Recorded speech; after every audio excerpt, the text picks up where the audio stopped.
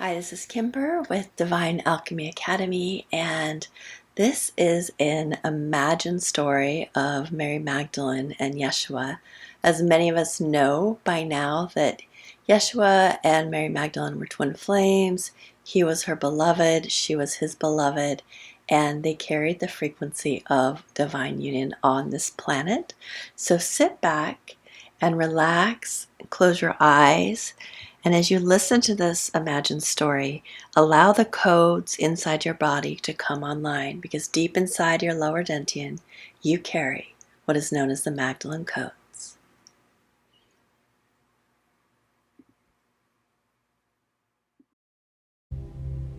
Mary Magdalene gently opened her eyes and wiped the tears from her face. She could smell the incense wafting in from the other room, and the early morning sun filtered through the window, casting a golden light on her floor. She had dreamt of the one they called Yeshua again. This was the third time she had met him in a lucid dream. Her brother Lazarus and his wife Martha often spoke of this man who was the embodiment of the Christ, and said that he was the most powerful teacher to be born of these lands. They said he was coming back from Egypt in a few weeks, but she had a feeling today was the day they would meet. Mary, often called Miriam, was hoping he would take her in as a student, and she longed to experience his miraculous transmission for herself. As she stretched her thin, strong body and nestled deeper into her sheets, Mary thought back over her life. She had been born to wealthy parents, and this afforded her a life that most children, especially girls, didn't have access to at the time. Her parents teased her that she had been born a mystic. She remembered previous lifetimes, heard celestial songs, she prayed while other children were playing, and she was visited by angels in her sleep. She had the gift of sight, and would oftentimes have visions of future events that almost always came true. During her childhood, she traveled with her father to the ancient mystery school temples in India, Mesopotamia, where her father was from, and Egypt, where her mother was born. When she was old enough, she spent considerable time in Egypt, training in ancient occult mysteries. There, she was initiated under the wings of Isis, learning alchemy of the spirit. She studied how to use sacred sexual energy to activate her body and liberate her soul. She mastered the art of the two serpents, her kundalini energy, which increased her powers and her devotion. Mary studied plant essences and sacred anointing oils. She became a high priestess in the temple of Isis, an initiate of Tantra and the alchemies of Horus. Mary climbed out of bed, sat in meditation, and prayed for the energy of the Sophia to move through her. After dressing, she put on the gold serpent armband that indicated she was an initiate of the goddess, and walked to the well to fill her jug of water so she could cook her morning meal. As she filled her clay vessel, her body began to shake. She took a deep breath to steady herself, but as she turned around, she stood face to face with the most radiant man she had ever seen. His dark eyes pierced her very soul. Mary, a high priestess of the goddess herself, tightened her shaking grip around the vase as the water spilled from all sides and dripped down her arms. The heat rose through her body, and her cheeks turned into the color of her red cloak. Her heart cracked open as the Shekinah, the Holy Spirit, moved through it. Never in all her fantasies or dreams did she think she would fall wildly in love with this acclaimed teacher of Judea. But here he was standing before her, and it was love at first sight. There was a recognition of many lifetimes and a shared mission of truth. Yeshua smiled and took the vessel from her hands. But as his fingers touched hers, she could feel a slight tremble. Could it be that he was as nervous as she was? Just behind him, Mary Magdalene noticed Jesus' mother approaching, and as she made eye contact with her, she felt a similar recognition and knowing. She had heard that Mary, the mother, also had been an initiate of Isis in a different sect. The mother of Yeshua had, as a child, been chosen as one who was born holy and pure. She was initiated as a direct incarnation of the Divine Mother, which meant she was a very advanced soul. Thus began her studies with Mary, the Mother, in the Mount Carmel Mystery School, and she became not only a devotee of Yeshua, but his lover and bride. In just a few short months, they had a secret wedding, only attended by a few close friends. For Lazarus, the marriage was political. The marriage united the houses of David, son of Jesse, and Jonathan, son of Saul. Yeshua had been born in the lineage of David, and she was an heiress to the lands bordering Jerusalem. But for Miriam, it was a sacred marriage of the deepest love. The night of the wedding, while lying in bed, Yeshua gently traced her collarbone and called her beloved. Feeling the deep love and devotion of her other half, her body opened up, and she taught him all she knew of sacred union and sensuality. This union not only activated her Ka body, the etheric double or spiritual twin energy field, but amplified his. During the days, Mary taught beside him. In the evenings, she and Mary, the mother, held secret circles for the women followers. At night, she and Yeshua would merge and spend hours in rapture, both of them reaching new heights and connection to the divine through their tantric lovemaking. Because Mary was a high priestess, she held the frequency of light in her body. All her chakras were aligned and her kundalini energy flowed up her spine like liquid light. She was magnetic and the masculine's electric. So because her Ka body was activated and she inspired within him a deeper connection to the divine, he was able to hold more energy for the collective. She inspired within him his deeper knowing of who he truly was.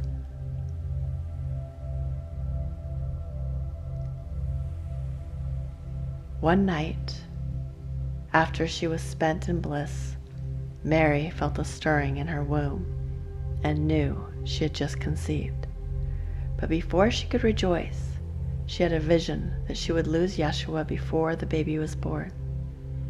Her beloved had been speaking of his impending death for a few months, as people had begun to call him the Messiah, and he knew he would have to turn himself over to the Romans before riots erupted. But she hadn't wanted to believe it, and had hoped they could escape. As her hand laid on her belly, she stifled a cry, and he put his hand upon hers, knowingly. In just a few short weeks, Miriam found herself next to his mother, wailing at the foot of the cross. She also knew that it was somehow part of the plan, because if Yeshua really wanted to stop it, he could. He held more powers than anyone she had ever seen, and he had such a deep connection that he could transcend anything. So if he was here, it must be written in the stars. The next day, in the earliest morning light, as a priestess of the earth goddess, but also his wife, she went to his tomb to anoint his body with holy oil as she had done before. With her alabaster jar in her hand, she entered the tomb. But he wasn't there. Mary gasped and ran out in terror. She saw the gardener and called out to him, but as he approached, she saw it was her beloved.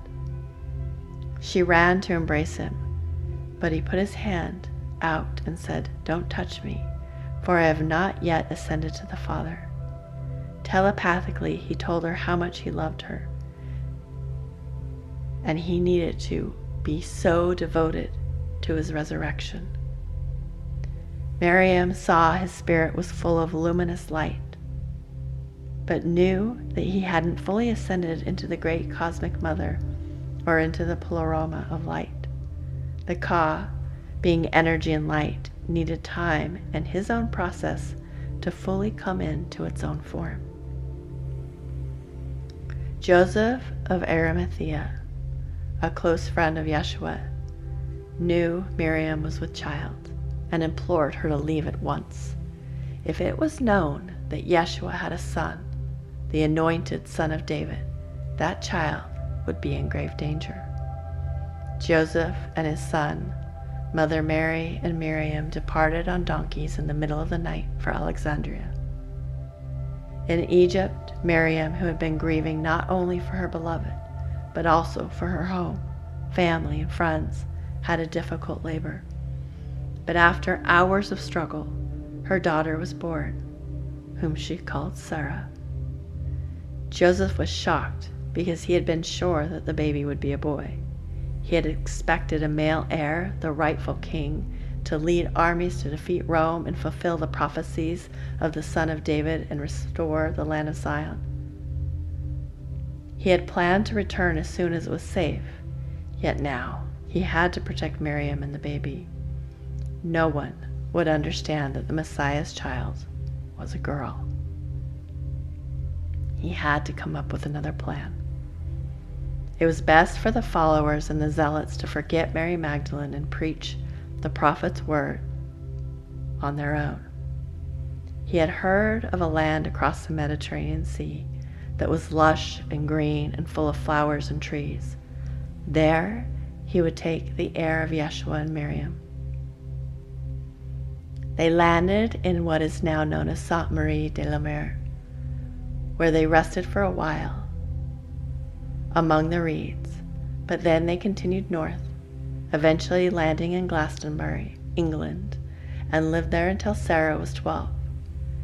Miriam took Sarah back to France to initiate her in the waters of the sea as close as she could get to Egypt and still remain safe.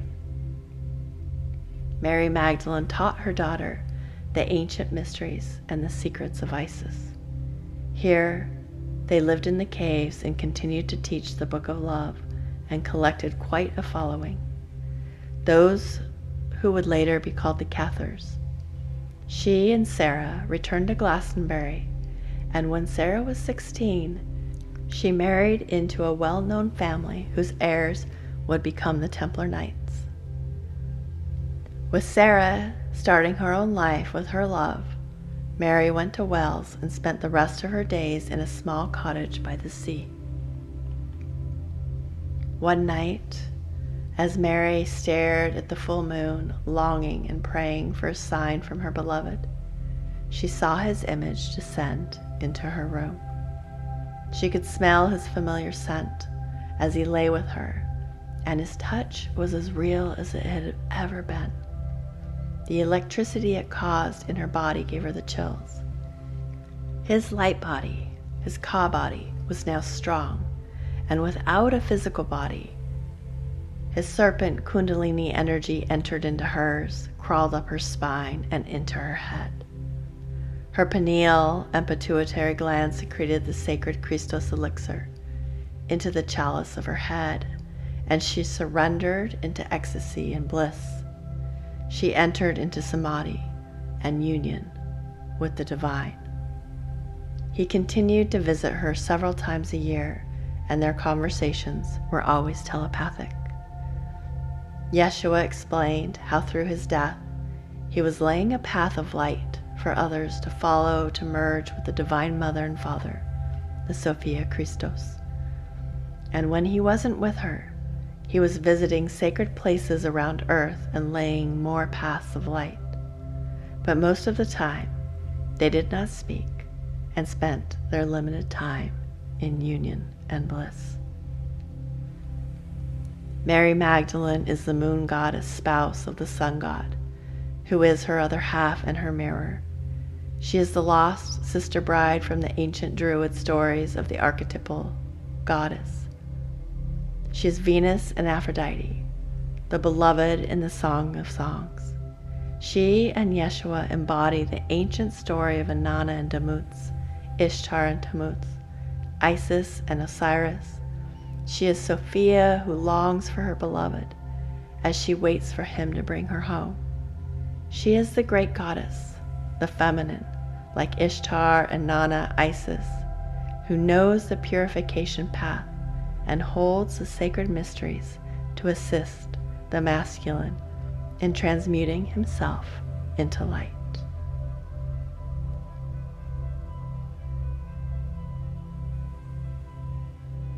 And you, in your lower dantian, hold the Magdalene Codes. You're a daughter of the goddess, a high priestess, an initiate in the temple of Isis.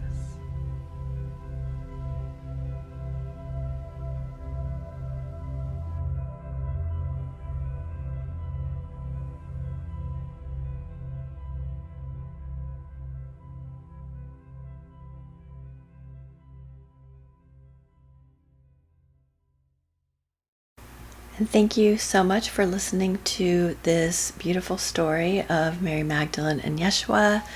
If you enjoyed it, I invite you to join me online for 6 weeks exploring the stories of the goddess and becoming the embodiment of the beloved. This is an online course. It's content rich. You will have access to class recordings, activations, meditations, a printable ebook, and assimilation exercises. And not only will you learn about the rose lineage and the stories of the unions of Sophia Christos, Mary Magdalene and Yeshua, Radha and Krishna, Shiva and Shakti, Sita and Ram, Mary and Archangel Raphael, Isis and Osiris, Ishtar and Tammuz, the Song of the Hathors, and your Lemurian timeline. But you will also learn about divine partnerships, sacred sensuality with or without a partner, the tantric path, and what the twin flame path actually means to us now. So I invite you to join me at divinealchemyacademy.co and get ready to call in the beloved in a deeply and profound way. Namaste, Radhe Radhe, Jai Ma, Jai Ma, Jai Ma.